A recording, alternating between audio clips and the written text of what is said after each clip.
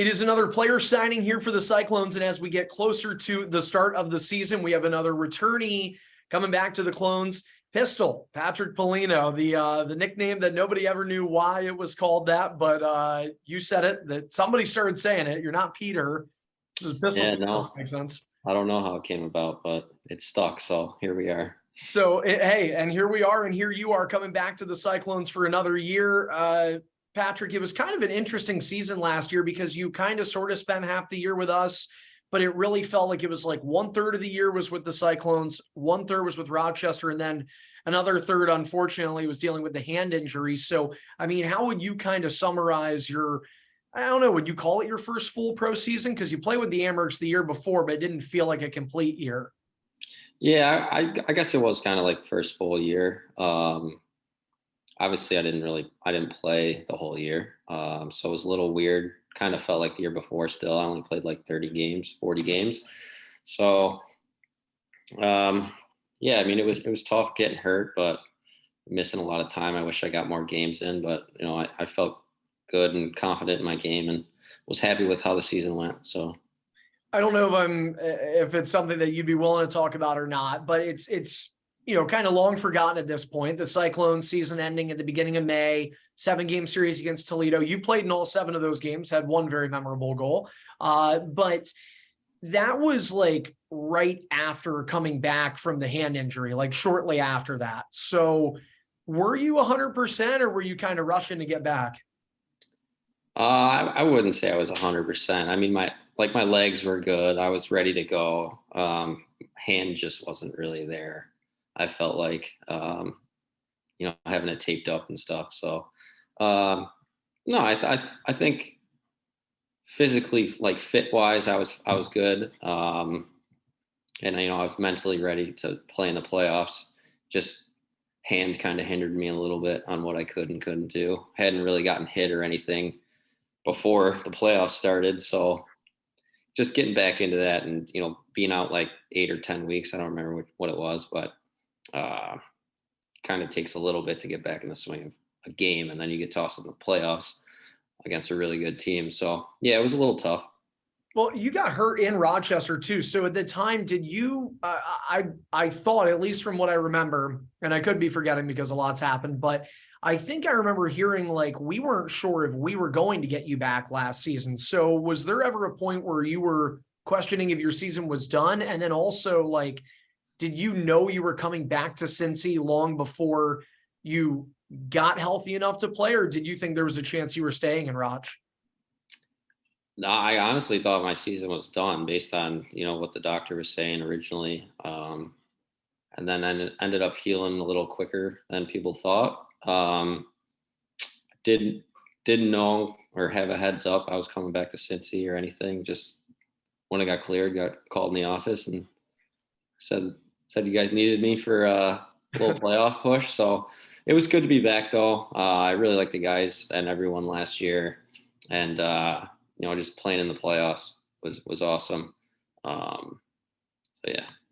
Well, you were only here for a little bit last year, played less than 30 games here, but the games you did play, you were basically a point per game player. You were elite in the ECHL, which is where you'll be back here to start what will be your third professional season. But let's sort of unpack, I guess, the tail end of last year, which is that playoff series. You mentioned, hadn't really got hit before the playoffs. Man, what a series that was. I mean, now we're coming back and, the idea is obviously a much deeper run, but I've talked to some of the guys that were in that series and you playing in all 7 of those games, for better or worse, take the ultimate outcome out of the equation.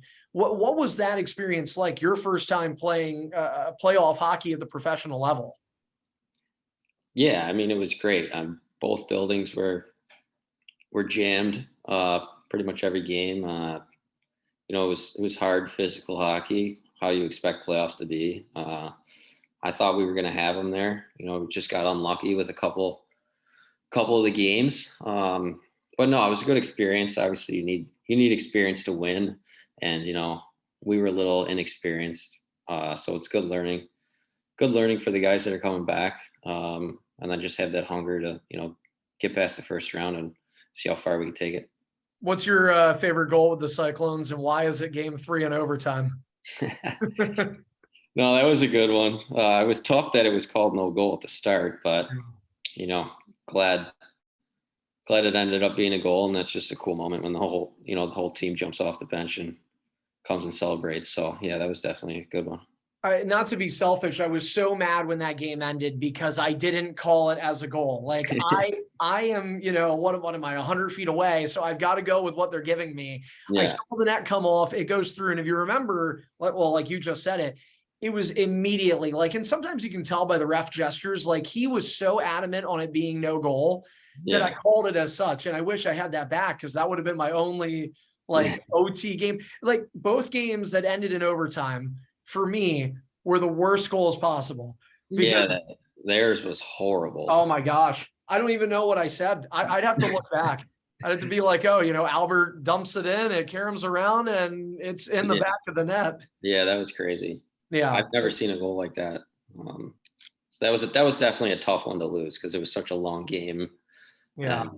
and kind of lose momentum. But Yeah, you know what's funny is you talk about how close it was. Like, think back to that game, man. Like that, because we know it. And this is, I guess, it's neither here nor there. And congrats to Toledo; they did make it all the way to the Kelly Cup. Like they're a hell of a team. There's no denying that. But man, like if you remember, they came out hot. They got the goal. Like we traded goals with them. I thought the Cyclones were the better team in the second, third, and in overtime. To be honest. yeah, we definitely did too. That was definitely a tough one to lose. Yeah. Because you look back and if you win that, then you win game two. Now you're up 2-0, 3. I mean, Yeah, literally, it could have been a 3-0 series. It's yeah, hockey is such a crazy game. I mean, and your story too. Like you're different than a lot of guys, 27 years old, still young into your pro career, but you're already married. You're from New York. I mean, I wonder if for somebody like you, where, a lot of guys do wait a little bit to tie the knot. Does this at all, I guess, contemplate into deciding where you want to play? Because you had the familiarity here. I've looked at your stats. I imagine if you would have told the entire league that you're a free agent, that you probably would have had 28 offers. Does it matter though, being at the chapter of life you're in to make sure you're in the right spot?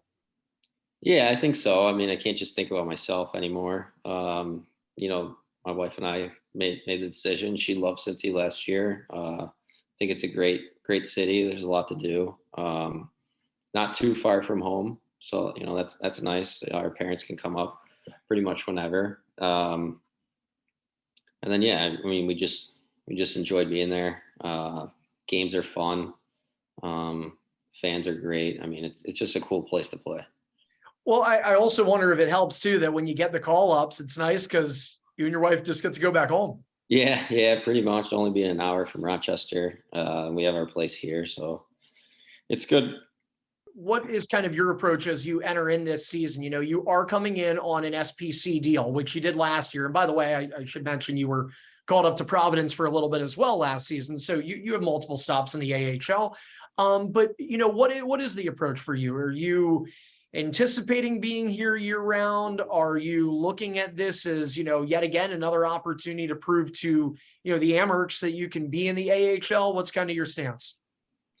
Yeah, I don't know. I think I'm just coming into this year trying to be better than I was last year. Have a good start to the season. And then if someone calls, they call. If not, just keep pushing away, help the team out as much as I can, and win games, get back in the playoffs, and go on a deep run. I think that's the goal right now. Can't think ahead. Just gotta stay with it, have a good start, stay healthy, see what happens really. So you're honestly, you're one of the last people that we're announcing that has signed with us. So I'm not sure if you're a social media guy or not, but I would at least think that you know a good chunk, if not all the guys that have signed. What is your kind of take on this team? You talked about last year's group being good, and the team was talented. And we know this, that, the Cyclones finishing where they did, I think has a lot to do with COVID, injuries, call-ups, things of that nature. Man, if this team stays together this year, I seriously think this is a stacked roster. I'm just curious if you've had a chance to look at all, not only about the guys coming back, but some of the new faces, and what's your, I guess, your take from the lens looking in. Yeah, I mean, I've seen pretty much everyone that signed. So I definitely think we're going to be pretty deep up front. Have a really good forward group. Should be pretty offensive. Not too familiar with a couple of the D that we have, but after talking with Painter, he's excited about our D core, so it should be good. And yeah, I think we should have a good team, probably even better than last year based on what I've seen so far. So that's a positive. A lot of guys on the team that can put points up. So yeah, I guess we'll see what happens. I would agree with you. I think at least on paper, I would say, this coming roster looks better than last year. And that was hard to beat too, because last year was a pretty darn good squad. As we get to the end of this interview, Pistol, talking about Painter a little bit there, how soon did you know you were going to re-sign with Cincy? I don't know if you were maybe waiting out on an A deal, if that was to come, but kind of what's your take on that? I know you mentioned you and your wife both really loving this city. But what's the overall process that goes into that? Having the conversation with Jason Payne and then making the decision that, yes, you're going to sign a contract to come to the Cyclones again. Yeah, I mean, I was hoping to get something in the AHL. Painter understood that, and he was pretty patient with me. And then it just came to a point where it was time to make a decision. Didn't want to wait forever. So yeah, just had a few conversations with Painter. He told me about how the team was going to be, and how he would help me, get to the next level, which he did last year. So, I trust him. He's a great coach, and I'm excited to get back. You talk about trusting him. How much trust do you have in just the Buffalo Sabres organization? Because again, this is something where, you're one of those guys, and other teams have them too, where there's this, I don't know if you want to call it secret, but like, I would think if you get called up, you're probably going to Rochester. I feel like there are guys in this league that sign ECHL deals, but they have an AHL team that, will probably look at them and give them the first shake.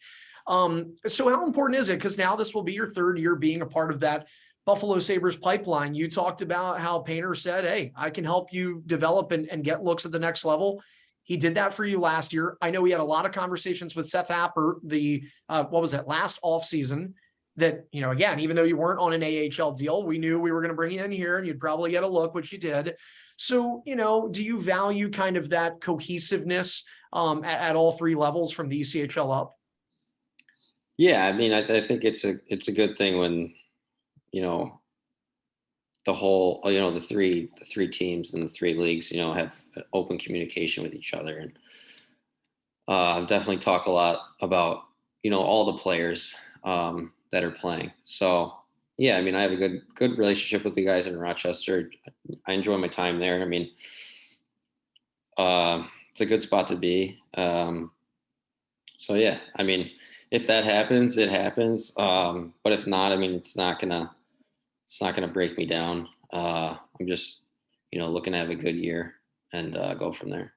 Well, I want to let you go here, but real quick, I'll have a little bit of fun with this. Put on your 27 years old. You got the backwards hat, but pretend it's your general manager hat for a moment. I know, or at least I saw somewhere along the road that you were a Chicago Blackhawks fan. You're from Buffalo, New York.